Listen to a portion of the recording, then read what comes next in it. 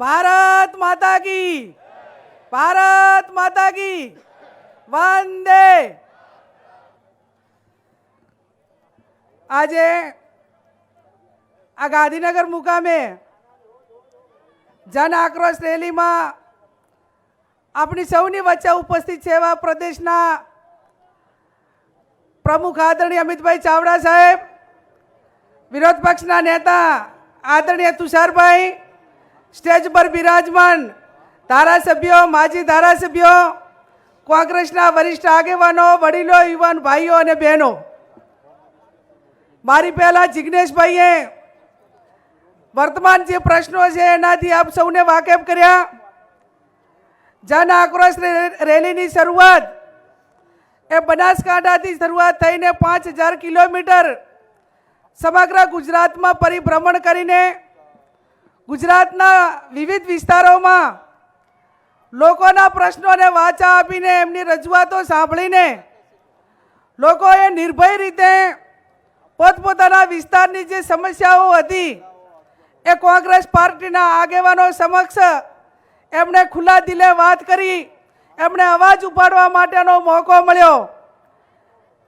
ગામડે ગામડે જઈને કોંગ્રેસના કાર્યકરોએ જે વિસ્તારના પ્રશ્નો એ વહીવટી તંત્ર સામે હતા એ તમામ પ્રશ્નો પોલીસ તંત્રના હોય, મહેસૂલના હોય, ખેડૂતોના હોય, મહિલાઓના હોય, યુવાનોને રોજગારી માટેની વાત હોય, આ તમામ સમસ્યાઓ કોંગ્રેસ પાર્ટી સુધી પહોંચાડી છે.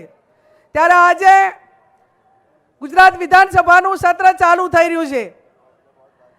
ભાઈ જિગ્નેશભાઈએ કીધું કે ભાઈ તમને શેનો ડર છે જેથી કરીને તમારે અમેરિકા સામે ઝૂકીને જે અમેરિકા નક્કી કરાઈ ડીલ કરવી પડે છે. અને આ લોકો એટલા ભાઈએ કીધું એ પ્રમાણે કાયર છે કે દેશના વડાપ્રધાન રાહુલજીએ એક ચેલેન્જ કરી કે આ દેશના વડાપ્રધાન એ રાષ્ટ્રપતિના ઉદ્બોધનનો જવાબ આપવા લોકસભામાં નહીં આવે. 11 વાગે ચેલેન્જ કરી અને 5 વાગ્યા સુધી આ દેશના વડાપ્રધાન એક ચેલેન્જની સામે લોકસભા ગૃહની અંદર આવી શક્યા નથી. આ દેશની સમસ્યાઓ હોય, રાજ્યની સમસ્યાઓ હોય, અતિવૃષ્ટિની વાત કરીએ તો ખેડૂતો પાસે ફોર્મ ભરાવ્યા, દરેકને 40,000 રૂપિયા આપવામાં આવશે એ રીતની જાહેરાત કરી, મોટા મોટા પેકેજ જાહેરાત કરી, પણ આજ સુધી કોઈ ખેડૂતોને અતિવૃષ્ટિનું નુકસાનનું વળતર આપવામાં આવ્યું નથી. મહિલાઓ સામેના અત્યાચારો હોય, મહિલાઓ સામેના કેસો માટેના એની રજૂઆત હોય તો એ પણ પોલીસ તંત્ર બિલકુલ સાંભળતું નથી. થરાદભાઈ રજૂઆત આવી કે ભાઈ આ રાજ્યની અંદર કોઈ ખેડૂતોને યુરિયા ખાતર લેવું હોય તો લાઈનમાં ઊભું રહેવું પડે, પણ જો દારૂ મેળવવું હોય કે ડ્રગ્સ તો જાતા હોય ત્યાં તમને હોમ ડિલિવરી મળી જાય. આ ગુજરાતની દશા છે. હમણાં ગઈકાલે સમાચારમાં હતું કે રાજ્યમાં છેલ્લા 1 વર્ષમાં 500 કરોડનો દારૂ પકડાયો. તો 500 કરોડનો તો ખાલી નોર્મલ રીતે અજાણતા પકડાયો, તો આ રાજ્યની અંદર ગેરકાયદેસર દારૂ કેટલો ઘુસાડ્યો છે ને કેટલા યુવાનોને પીવડાવવામાં આવ્યો છે એનો આંકડો ગણવા જઈએ તો આપણને એમ લાગે કે લાખો નહીં પણ કરોડો રૂપિયા એ આ દારૂ અને આ બધીઓમાં આ દેશના યુવાનોને રાજ્યના યુવાનોને બરબાદ કર્યા છે. મેડિકલ નશો હોય, ડ્રગ્સ હોય, દારૂ હોય, નશાની ગોળીઓ હોય, આ તમામ પ્રકારનો નશો એ ખુલ્લેઆમ માર્કેટમાં કોઈ પણ પ્રકારના ભય વગર ખુલ્લેઆમ વેચાણ કરવામાં આવે છે.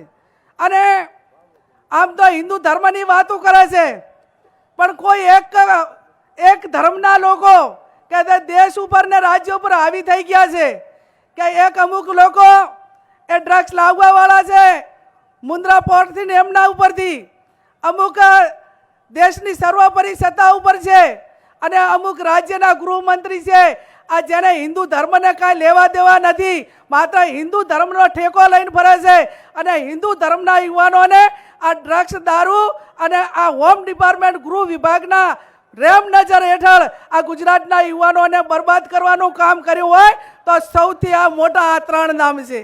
અને કયા 3 નામ છે તમને ખબર છે કે એક મોટો કારોબાર છે, એક દેશનો એક આખું જે હોમ ડિપાર્ટમેન્ટ કહેવાય એનો વડો છે અને એક આ રાજ્યનો વડો છે. જિજ્ઞેશભાઈ કહે છે કે એમની દીકરી પણ ભારે છે. આ ત્રણેય લોકોએ નક્કી કર્યું છે કે દેશના યુવાનોને અને ગુજરાતના યુવાનોને બરબાદ કરવા અને આપણે કરોડો રૂપિયા એ બુટલેગરો પાસેથી કમાવા.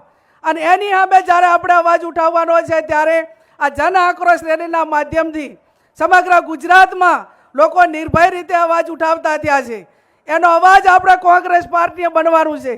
અને આવનાર સમયની અંદર હમણાં મતદાર યાદી સુધારણા કાર્યક્રમ ચાલ્યો તો કોંગ્રેસના વિચારધારાવાળા મતદારો એ મોટી સંખ્યાની અંદર ભારતીય જનતા પાર્ટીના લોકોએ વાંધા આપીને ફોર્મ નંબર 7 સામે વાંધા આપીને મતદાર યાદીમાંથી નામ કઢાવવા માટેનો પ્રયત્ન કર્યો. અને આ તમે ડબલ એન્જિનની સરકાર છો, 30 વર્ષથી રાજ કરો છો, તમે એવું કહો છો કે અમે લોકોની સુખાકારી માટે ઘણું કામ કર્યું છે, તો તમારી હિંમત એ લોકશાહી ઢબે ચૂંટણી લડવાની નથી. શા માટે મતદાર યાદીમાંથી નામ કઢાવીને લોકોનો મતાધિકાર છીનવવા માટેના પ્રયત્નો કરો છો? અને જ્યારે એના ઉપરથી નક્કી કરો કે જે મતદાર ગામની અંદર આયા છે એનું નામ નજરની સમક્ષ આપણી નજરની સમક્ષ કાઢવા માટેના પ્રયત્નો થતા હોય તો આ ચૂંટણીની અંદર એ કેટલા ગોટાળા કરતા હશે ને એનું એનાલિસિસ અને એનું અવલોકન ને એના નીચે સુધી આવનાર સમયની અંદર કોંગ્રેસ પાર્ટીએ જવાનું છે. અને જવાનું છે ત્યારે એક ટીમ તરીકે આવનાર સમયની અંદર સાથે મળીને કામ કરીએ. ગામડે ગામડે જ્યાં પણ અન્યાય થયા ત્યાં કોંગ્રેસનો આગેવાન એ અન્યાયથી દયનીય થતો હોય એના પ્રોટેક્શનમાં કોંગ્રેસનો કાર્યકર એની લડત લડે. અને આ લોકો મેં અગાઉ કીધું એમ કે તમે તાકાતથી લડશો ને તો આમના જેટલું કોઈ કાયર નથી.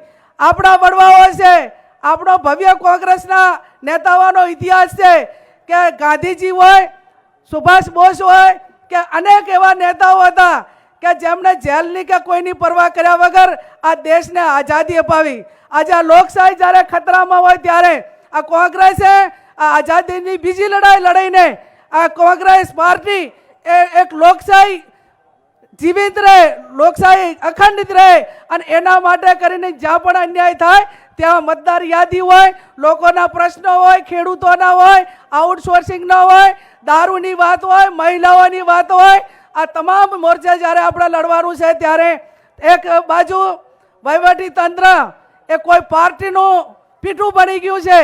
આખું વહીવટી તંત્ર ક્યાંક કોમવાદમાં આવી ગયું છે અને કોઈ પણ ઓફિસ એવી નથી કે જ્યાં ગાંધીજી વગર કામ થતું હોય.